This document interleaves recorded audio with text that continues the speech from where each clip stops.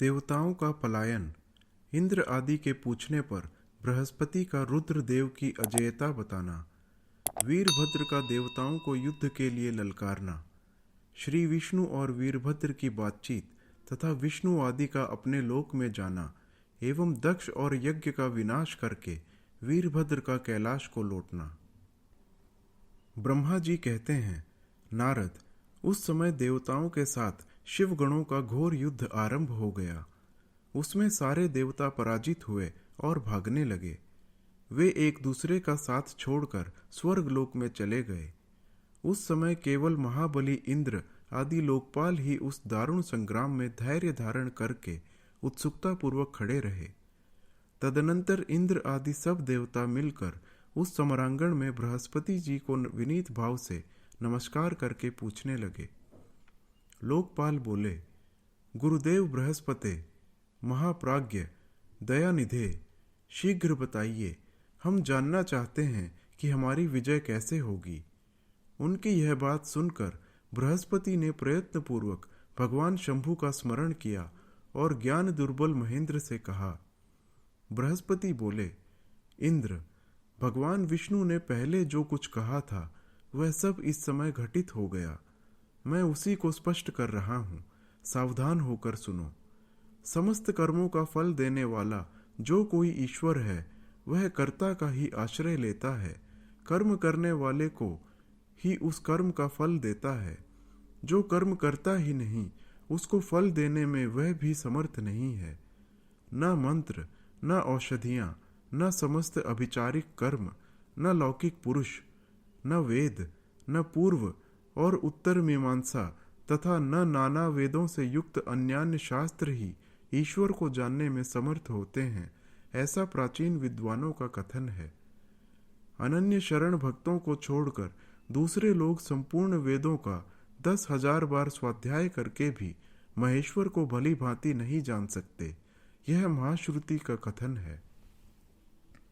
अवश्य भगवान शिव के अनुग्रह से ही सर्वथा शांत, निर्विकार एवं उत्तम दृष्टि से सदाशिव के तत्व का साक्षात्कार हो सकता है। सुरेश्वर, क्या कर्तव्य है और क्या अकर्तव्य, इसका विवेचन करना अभीष्ट होने पर मैं जो इसमें सिद्धि का उत्तम अंश है उसी का प्रतिपादन करूंगा। तुम अपने हित के लिए उसे ध्यान देकर सुनो। इंद्र, तुम लोकपालों के साथ आज नादान बनकर दक्ष यज्ञ में आ गए। बताओ तो यहाँ क्या पराक्रम करोगे। भगवान रुद्र जिनके सहायक हैं, ऐसे ये परम क्रोधी रुद्रगण इस यज्ञ में विघ्न डालने के लिए आए हैं और अपना काम पूरा करेंगे, इसमें संशय नहीं है। मैं सत्य सत्य कहता हूँ कि इस यज्ञ के विघ्न का निवारण करने के लिए वस्तुतः तुम में से किसी के पास भी सर्वथा कोई उपाय नहीं है। बृहस्पति की यह बात सुनकर वे इंद्र सहित समस्त लोकपाल बड़ी चिंता में पड़ गए।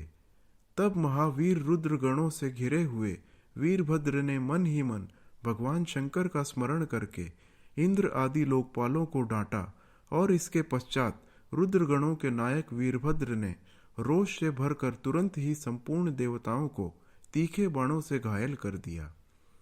उन बाणों की चोट खाकर इंद्र आदि समस्त सुरेश्वर भागते हुए 10 दिशाओं में चले गए।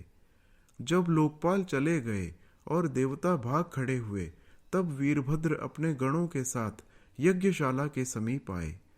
उस समय वहां विद्यमान समस्त ऋषि अत्यंत भयभीत हो परमेश्वर श्री हरि से रक्षा की प्रार्थना करने के लिए सहसा नतमस्तक हो शीघ्र बोले, देव देव, रमानाथ, सर्वेश्वर, महाप्रभु, आप दक्ष के यज्ञ की रक्षा कीजिए।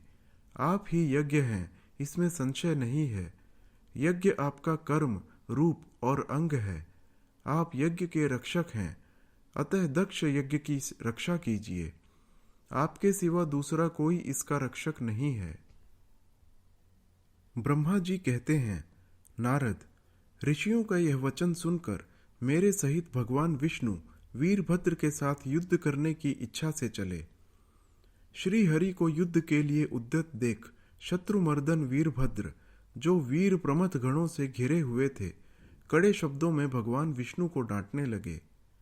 ब्रह्मा जी कहते हैं, नारद, वीरभद्र की यह बात सुनकर बुद्धिमान देवेश्वर विष्णु वहां प्रसन्नता पूर्वक हंसते हुए बोले। श्री विष्णु ने कहा, वीरभद्र, आज तुम्हारे सामने मैं जो कुछ कहता हूं उसे सुनो। मैं भगवान शंकर का सेवक हूं। तुम मुझे रुद्रदेव से विमुख न कहो। दक्ष अज्ञानी है, कर्मकांड में ही इसकी निष्ठा है। इसने मूढ़तावश पहले मुझसे बारंबार अपने यज्ञ में चलने के लिए प्रार्थना की। मैं भक्त के अधीन ठहरा, इसीलिए चला आया। भगवान महेश्वर भी भक्त के अधीन रहते हैं। तात, दक्ष मेरा भक्त है, इसीलिए मुझे यहाँ आना पड़ा है। रुद्र के क्रोध से उत्पन्न हुए वीर, तुम रुद्र तेज स्वरूप हो, उत्तम प्रताप के आश्रय हो।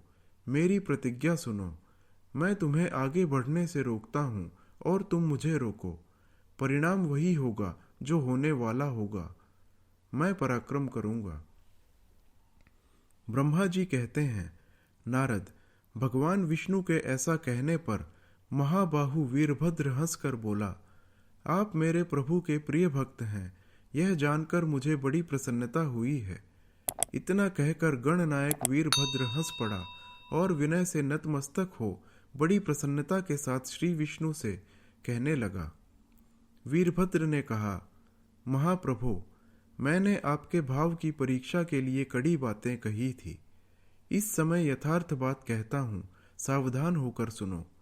हरे, जैसे शिव हैं वैसे आप हैं, जैसे आप हैं वैसे शिव हैं, ऐसा वेद कहते हैं और वेदों का यह कथन शिव की आज्ञा के अनुसार ही है। रमानाथ, भगवान शिव की आज्ञा से हम सब लोग उनके सेवक ही हैं।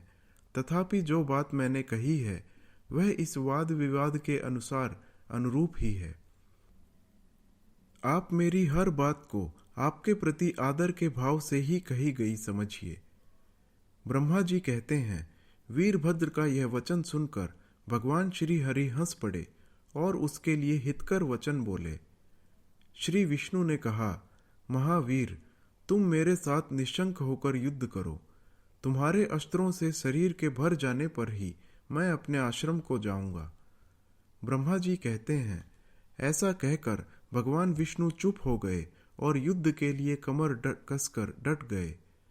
महाबली वीरभद्र भी अपने गणों के साथ युद्ध के लिए तैयार हो गए। नारद, तदनंतर भगवान विष्णु और वीरभद्र में घोर युद्ध हुआ। अंत में वीरभद्र ने भगवान विष्णु के चक्र को स्तंभित कर दिया और शार्दंग धनुष के 3 टुकड़े कर डाले। तब मेरे द्वारा एवं सरस्वती द्वारा बोधित हुए श्री विष्णु ने उस महान गणनायक वीरभद्र को असभ्य तेज से संपन्न जानकर वहां से अंतर्धान होने का विचार किया। दूसरे देवता भी यह जान गए कि सती के प्रति जो अन्याय हुआ है उसी का यह सब भावी परिणाम है।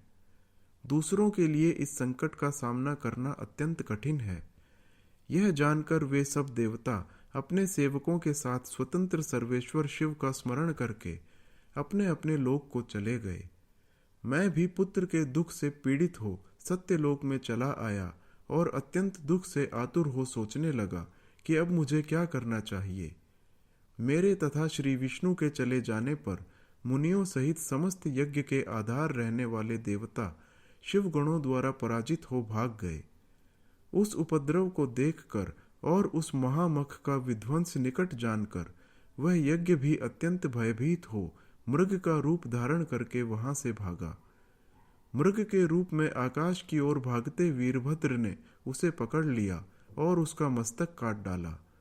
फिर उन्होंने मुनियों तथा देवताओं के अंग भंग कर दिए और बहुतों को मार डाला। प्रतापी मणिभद्र ने भृगु को उठाकर पटक दिया और उनकी छाती को पैर से दबाकर तत्काल उनकी दाढ़ी मूछ नोच ली। चंड ने बड़े वेग से पूषा के दांत उखाड़ लिए, क्योंकि पूर्व काल में जिस समय महादेव जी को दक्ष के द्वारा गालियां दी जा रही थी उस समय वे दांत दिखा दिखा कर हंसे थे। नंदी ने भग को रोष पूर्वक पृथ्वी पर दे मारा और उनकी दोनों आंखें निकाल ली, क्योंकि जब दक्ष शिव जी को शाप दे रहे थे उस समय वे आंखों के संकेत से अपना अनुमोदन सूचित कर रहे थे। वहां रुद्र गण नायकों ने स्वधा स्वाहा और दक्षिणा देवियों की बड़ी विडंबना की। वहां जो मंत्र तंत्र तथा दूसरे लोग थे उनका भी बहुत तिरस्कार किया। ब्रह्मपुत्र दक्ष भय के मारे अंतर्वेदी के भीतर छिप गए। वीरभद्र उनका पता लगाकर उन्हें बलपूर्वक पकड़ लाए।